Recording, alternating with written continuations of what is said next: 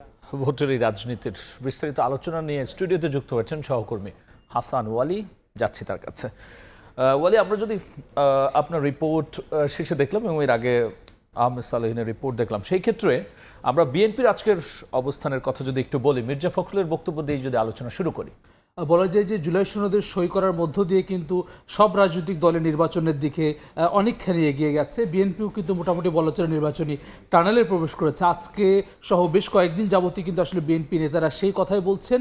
আজকে আমাদের সময় সংবাদে সারাদিন ব্যাপী যেই বিএনপি মহাসচিব এই সময় সংবাদকে দেওয়া বিশেষ সাক্ষাৎকারের যেই প্রতিবেদনটি চলছে, সেখানে কিন্তু আমরা দেখেছি যে বেগম খালেদা জিয়া নির্বাচনে অংশ নিতে পারছেন কিনা সেটি কিন্তু আলোচ্য বিষয়। যেহেতু দীর্ঘদিন তিনি নির্যাতনের মধ্যে ছিলেন, সাবেক এই প্রধানমন্ত্রী, মানুষের আগ্রহ রয়েছে যে তিনি নির্বাচনে আসবেন কিনা, প্রধানমন্ত্রী হবেন কিনা, বিএনপি জয়ী হলে, সেসব প্রশ্নের উত্তর কিন্তু মির্জা ফখরুল ইসলাম আলমগীর দিয়েছেন। আমরা যদি দেখি, সেখানে তিনি বলেছেন যে আসলে বিএনপির চেয়ারপারসন ভোটে অংশ নেবেন কিনা সেটা একেবারে নির্ভর করছে তার শারীরিক সুস্থতা এবং একই সঙ্গে তিনি চান কিনা সেটির উপর। একই সঙ্গে প্রধানমন্ত্রী কে হবেন সেটিও কিন্তু আসলে বেগম খালেদা জিয়ার সুস্থতার উপর নির্ভর করছে। অর্থাৎ বেগম খালেদা জিয়া যদি সুস্থ থাকেন তাহলে তিনিই প্রধানমন্ত্রী হবেন বিএনপি জয়ী হলে, অন্যথায় দলটির ভারপ্রাপ্ত চেয়ারম্যান তারেক রহমান প্রধানমন্ত্রী হবেন সেটি বলেছেন।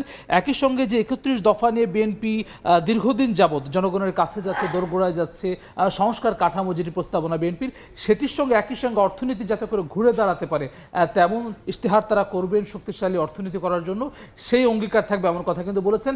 একই সঙ্গে আজকে জানেন যে দুপুরে বিএনপির স্থায়ী কমিটির সদস্য সালাউদ্দিন আহমেদ তার বাসভবনে সাংবাদিকদের সঙ্গে কথা বলেছেন। সেখানেও কিন্তু ঘুরে ফিরে আসলে নির্বাচন প্রসঙ্গ এসেছে। সেখানে বেশ কয়েকটি বিষয়, যেরকম আসলে জোট শরিকদের কথা চলছে যে বিএনপির সঙ্গে বেশ কিছু রাজনৈতিক দল একসঙ্গে জোটভুক্ত হতে চায়, বিশেষত যারা আন্দোলনে ছিল ফ্যাসিবাদ বিরোধী, তাদেরকে ছাড় দেওয়ার ব্যাপারে বলেছেন বিএনপি স্থায়ী কমিটির সদস্য। একই সঙ্গে নতুন করে যে আরপিও সংশোধনী, সেখানে যে অন্য দলের প্রতীকে নির্বাচন করতে পারবে না এমন সিদ্ধান্তে আপত্তি জানিয়েছে এবং এই ইস্যুতে সরকার এবং অর্থাৎ আইন মন্ত্রণালয় এবং নির্বাচন কমিশনকে চিঠি দেওয়ার কথা বলেছেন তিনি। একই সঙ্গে এই মাসের মধ্যে 200 আসনে গ্রিন সিগন্যাল দেওয়ার কথা বলেছেন প্রার্থীকে। একই সঙ্গে নভেম্বরের মধ্যে অর্থাৎ আগামী মাসের মধ্যে বিএনপি ভারপ্রাপ্ত চেয়ারম্যান তারেক রহমান দেশে আসবেন সেটি তিনি বলেছেন। একই সঙ্গে শরিকদের আসন ছাড় দেওয়ার কথা বলেছেন। এনসিপির সঙ্গে আলোচনা চলছে সেটিও বলছেন। এখানে আমরা যেরকম দেখছি 200 আসনে প্রাথমিকভাবে এককভাবে প্রার্থীদেরকে গ্রিন সিগন্যাল দেবে যাতে করে তারা মানুষের দোরগোড়ায় যেতে পারে। 31 দফা নিয়ে বিএনপির যে রাষ্ট্রভাবনা সেটি নিয়ে, একই সঙ্গে 100 আসন কিন্তু এখন পর্যন্ত রাখা আছে, তারা আসলে ভাগাভাগি নিয়ে বা কথাবার্তা সেটি ছাড় দেওয়ার জন্য বিএনপি প্রস্তুত আছে, সেরকমই কিন্তু তিনি বলেছেন। সেক্ষেত্রে ওয়ালি, আজকে তো জামাত এবং এনসিপির নেতারাও আসলে ভোটের নানা কথাবার্তা নিয়ে সরব ছিলেন। যদি জামাতের যে দাবিগুলো ছিল সেগুলো নিয়ে আলোচনা শুরু করি। জামাত আমরা জানি যে একই সঙ্গে প্রায় 300 আসনে কিন্তু প্রার্থী ঘোষণা করেছে। একই সঙ্গে পিআর পদ্ধতিতে নির্বাচন সহ 5টি দাবিতে কিন্তু তারা রাজপথেও রয়েছে। 5 দাবির মধ্যে আসলে আওয়ামী লীগের বিচার সহ আরও কয়েকটি দাবি রয়েছে। সেসব দাবিতে কিন্তু আজকেও তারা রাজধানীতে সমাবেশ করেছে, যেখানে জামায়াতের সহকারী সেক্রেটারি জেনারেল এটিএম মাসুম তিনি বলেছেন যে নির্বাচনের দিন গণভোট হলে ঝুঁকিতে পড়বে জুলাই সনদ, তারা নভেম্বরের মধ্যে গণভোটটি চান, যেটি আমরা জানি। একই সঙ্গে তিনি বলেছেন যে ভোটের মূল্যায়ন খর্ব করতে একটি দল নিম্নকক্ষে পেয়ার চায় না। অর্থাৎ তারা বলছেন যে যদি নিম্নকক্ষে পেয়ারটি হয় তাহলে সব ভোটারের আসলে অধিকার বা তার মত সেটির মূল্যায়নটি হবে। একই সঙ্গে কিশোরগঞ্জে জামায়াতের প্রচার বিভাগের সেক্রেটারি মতিউর রহমান আকন্দ কথা বলেছেন। সেখানে আসলে জামায়াতের তিনি বলেছেন আওয়ামী লীগের সঙ্গে আতাতের কোনো সুযোগ নেই। অর্থাৎ বেশ কিছু রাজনৈতিক দলের পক্ষ থেকে, নেতাদের পক্ষ থেকে বিভিন্ন সময় যেই অভিযোগ করা হয় জামাতের, সেটির আসলে এক ধরনের জবাব দিয়েছেন। সেক্ষেত্রে এনসিপি আজকে এই বড় দুই দলের পক্ষে বিপক্ষে গিয়ে বা সরকারের অবস্থান নিয়ে ভোট নিয়ে কি রাজনীতির বক্তব্য দিল? আপনি জানেন যে জুলাই সনদে বেশিরভাগ রাজনৈতিক দল সই করলেও কিন্তু এনসিপি এখন পর্যন্ত করেনি।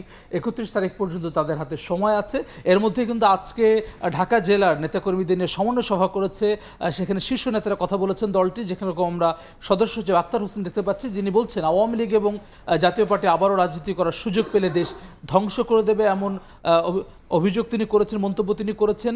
নাসিরুদ্দিন পাটোয়ারি তিনি বলেছেন আগামী সংসদে আওয়ামী লীগ জাতীয় পার্টির কোনো প্রতিনিধি থাকতে পারবে না, অর্থাৎ আওয়ামী লীগ ভোটে অংশ নিতে পারবে না, একই সঙ্গে জাতীয় পার্টিও যাতে ভোটে অংশ নিতে না পারেন সেরকম দাবি কিন্তু এনসিপির পক্ষ থেকে এসেছে। একই সঙ্গে কথা বলেছেন দলটির দুই মুখ্য সংগঠক হাসনাত আবদুল্লাহ এবং সার্জিস আলম, যেখানে সার্জিস আলম বলেছেন আওয়ামী সংশ্লিষ্ট কেউ স্থান পাবে না এনসিপিতে।